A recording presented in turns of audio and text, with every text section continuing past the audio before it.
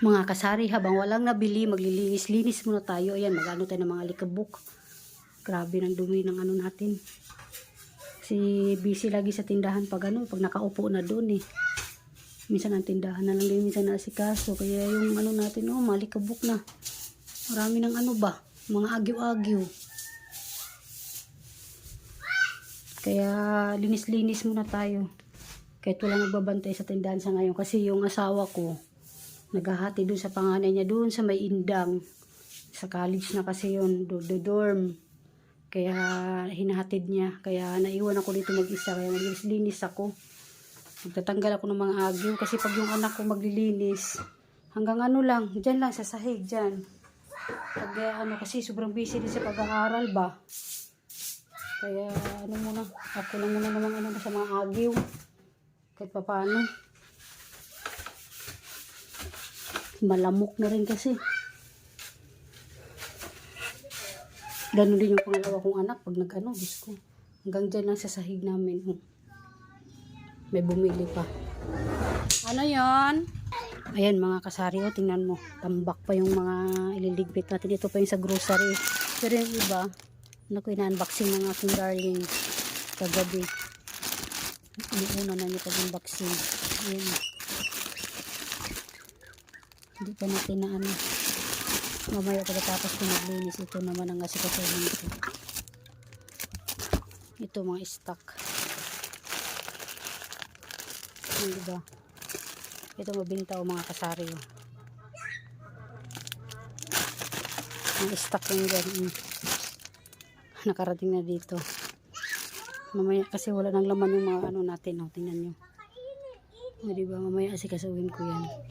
Doon muna tayo sa kusina maglinis-linis. O, diba ang ganda tingnan pag puno yung ano natin, oh, no? O, diba?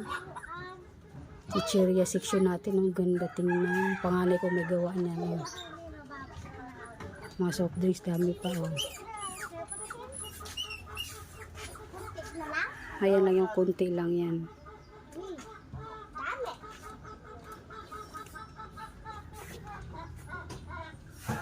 O, diba? Maganda tingnan pag ano. Ano yung tindahan natin? Puno. O, diba? O. Hindi pa yan. May darating pa mamaya yung ano. Yung inorderan ko ng sa mga century tuna kasi wala na pala to. Darating yun mamaya. Nasa 2,000 mahigit din yung ano natin dun. Ano pangalan nun? 4 Central. Ayan o. Mamaya darating din yan. Yung iba wala na o. Yung iba inilagay ko na, yung iba hindi pa. Pero kita naman. Puno pa rin naman. Maganda pa rin tingnan.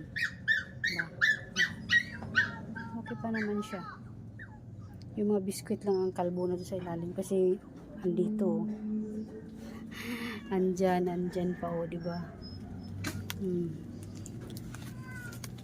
Diba mga kasari, kahit maliit yung tindahan, at least puno tingnan, marami. Kanto natin, kunti na lang doon sa taas.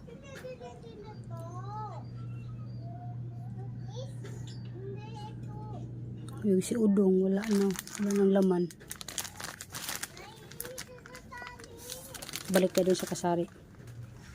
Yan, balik tayo dito, kay maglilis-linis tayo. Yan, bahay ko makalat, oh. Pasensya na kayo sa kalat, ha. Kalat ang bahay ko. Yan. Mag-ano tayo ng mga agyo-agyo dito sa may mga kisame. Ang ano ko mga kasari, kisame ko sira na nga kasari, hindi pa napapagawa. Wala nang pampagawa. Ayun na mga kasari, oh. Sira na yung kisame namin. Pag umulan ito, wala na. Babagsak na yan. Tuloy muna tayo sa paglinis muna mga kasari. Kaya yung ano natin, habang ano, wala pang nabili, maglinis muna tayo, mag-ano tayo ng mga agyo. Kahit meron sa isang buwan, isang bisis, manuhan ng agyo. Yan yung bahay ko mga kasari, medyo kalat yung iba dyan. Oh. Lalo na pag nandito, kompleto kami, Diyos ko mga bag nila, dyan. Lalo na yung mga anak kong dalawa, puro aral-aral. Lamisa talaga, lagang napupuno talaga yan. Yan, lamisa na yan. Laging puno yan sa mga ano nila, mga school supplies nila. Gusto nila nag-aaral, tutok sila sa pag-aaral dyan. Di ba? Makalat yung bahay ko pa. Sige mga kasari, maglilinis muna ako. 8:24 na. Tapos mamaya susunduin na namin yung susunduin namin yung bunso. Yung asawa ko lang siguro magsundo. Ba, nakadikit yung award ng aking pangalawang anak ko. Naging top kasi siya. Yun lang mga kasari, bye-bye. Kasi muna ako, maglinis muna ako. Thank you for watching mga kasari. So please subscribe naman nyo ako kasi baguhan lang ako dito sa YouTube. Thank you po.